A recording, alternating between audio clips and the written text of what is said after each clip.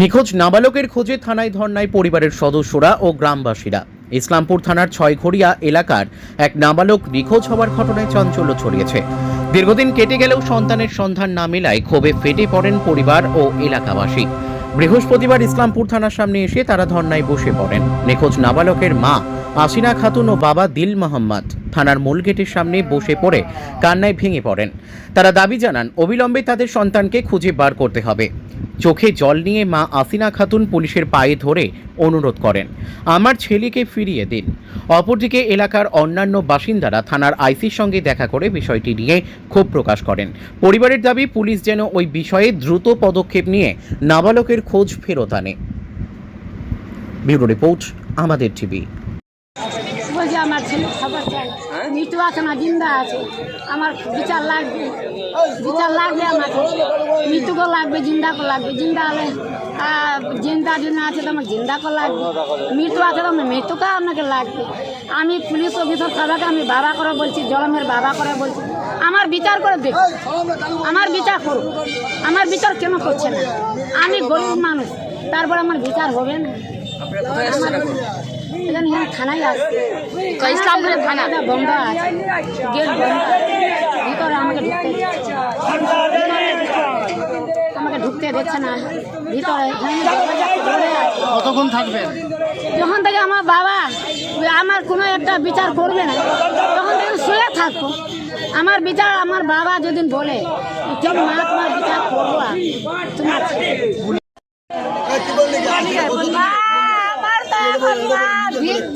তোমার উপায় নাই। মমতা মা আমার বিচার করো মা, আমি কি করে খাবো মা?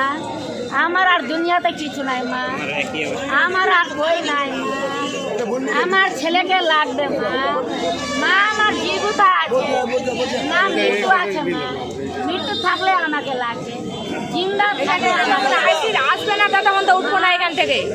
কি বলছেন, কি চাইছেন আপনারা? কতক্ষণ হলো আপনারা থানার সামনে এসেছেন? কতক্ষণ হলো? 1 ঘন্টা হয়ে গেছে। কেউ আসেনি থানা থেকে দেখা করার জন্য?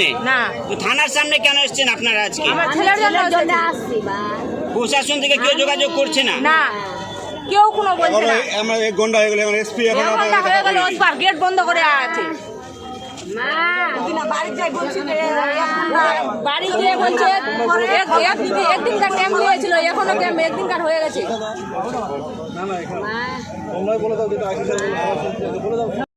মানে চাপ পড়েছে, ওই জন্য এখন পুলিশ কোনো কাজ করছে না, পুলিশ কথাই শুনছে না এখন। তারপরে এখন কি চাইছেন? এখন আমার বাড়িতে এটাও মারে না, কি মৃত্যু হয়েছে, কি হচ্ছে কি না হয়েছে কোনো খবর নাই পুলিশের এখানে মানে এখানে ইসলামপুরে বসে বসে কি করছে, এখন আমার কোনো খবর নাই। তো কি বলছে পুলিশ, কি বলছে আপনাদের? পুলিশ তো কথাই বলছে না। তারপরে এখন বলছি যে এখন তো থানার সামনে এসেছেন, কি চাইবেন? আন্দোলন হচ্ছে, আসেছি, এটা কাজ করবে না করবে ওইটা আমাকে করতে হবে, চালিত হবে। ছেলেটাকে পুলিশ খুঁজে বের করবে বলে কি কতটা আশা আছে? ও তো খোঁজ করলে তো মিলে যাবে, কিন্তু খোঁজ করে নাই, ওই জন্য বলছি কতক্ষণ থাকবেন এখানে?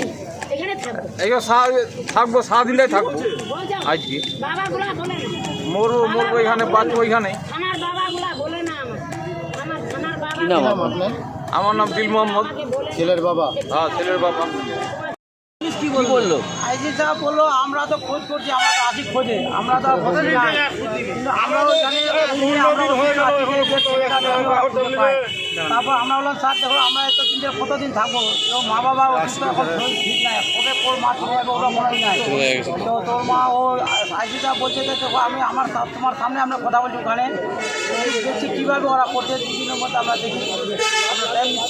কমপ্লেন তো আপনারা রবীন্দ্রনগর থানায় করছিলেন? হ্যাঁ, করছিলাম তো। রবীন্দ্রনগর থানার পুলিশ কি করছে তাহলে? স্যার ওইটা তো স্যারকে বললাম যে ওটা করছে কি, তো স্যার বলছে আমি কথা বলছি ওনার সঙ্গে, তারপর তোমাকে ওটা করে যাইছি।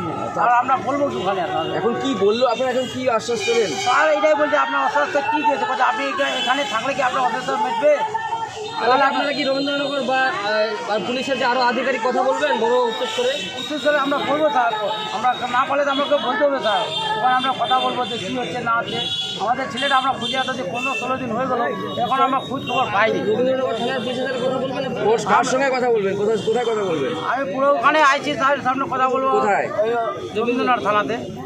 ওখানে যাবো, আমরা যাই কথা বলবো ওনার সঙ্গে যে কী ব্যাপার আছে, কেন আসামিগুলো ধরা আজকে তো এখানে আন্দোলন করলেন। হ্যাঁ, ওখানে আমরা যদি যত পর্যন্ত আমরা ছেলে পাবো না তত পর্যন্ত আমরা আন্দোলন করবো।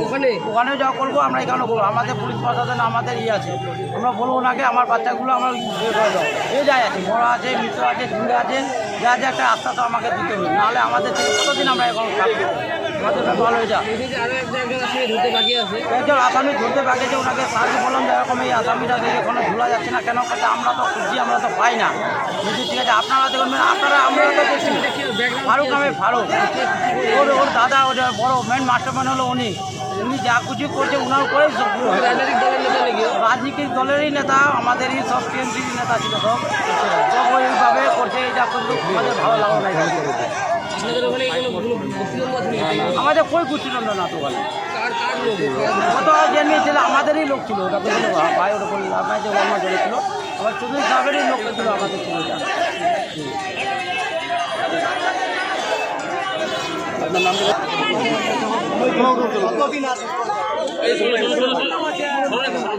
দাদা দাদা সামনেটা ছেড়ে দেন, সামনেটা ছেড়ে দেন দাদা, দাদা আপনি পিছনটা।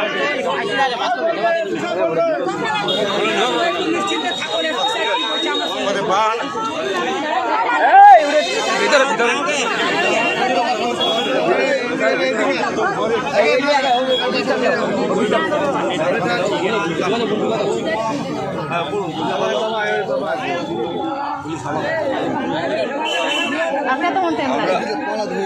আমরা ওদেরকেও বললাম যেগুলো আমাদের করণীয় সেগুলো আমরা এটা সিআইডিও দেখছে, সিআইডি মিশন পার্সনগুলোও দেখছে, ওখানকার ডিআইজি সাহেবও দেখছেন এই পার্সোনাল পেপারটা।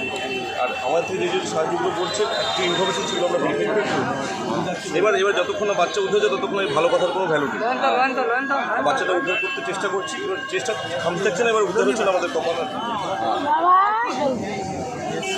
তাও তো টাইম দিতে হবে, কতক্ষণ টাইম লাগবে?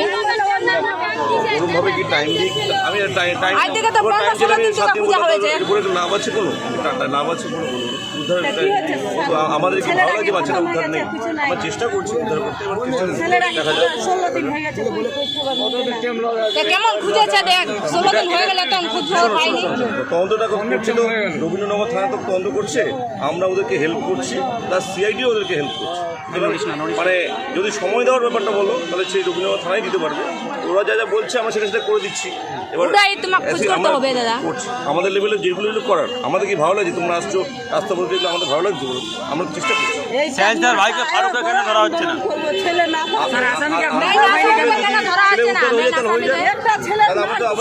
ফারুককে এখনো কেন ধরা হয়নি স্যার? আন্দোলন করলে কি ছেলে উদ্ধার হবে? আমাদের সবাই চেষ্টা করতে হবে। আসামি এখনো ধরা হচ্ছে না, ফারুককে কেন ধরা হয়নি? ওই থানা বুঝতে হবে, ওই থানায় তদন্ত করছি, আমরা ওদেরকে সাহায্য করছি, যা যা বলছে। ফারুককে কেন ধরা হচ্ছে না আসামি ফারুককে? ঠিক আছে, ফারুককে যদি হয় আমরা সেটা বলেছি সবার সামনে মিডিয়া সামনে বলা নেই। ফারুককে ধরলে সব হয়ে যায়। ঠিক আছে।